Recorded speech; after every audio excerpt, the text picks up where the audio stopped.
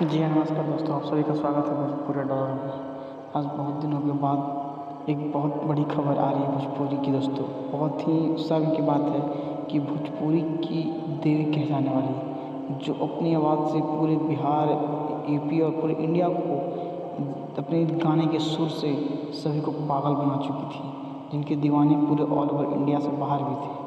आज वो देवी सिंगर जो गायक थी, फोक सिंगर थी, बहुत अच्छी नाम कमाने वाली बहुत बड़ी सिंगर देवी, जिन्होंने आज मुस्लिम लड़के से शादी कर ली। मुस्लिम लड़के से शादी कर ली है दोस्तों, एक विदेशी लड़का है मुस्लिम।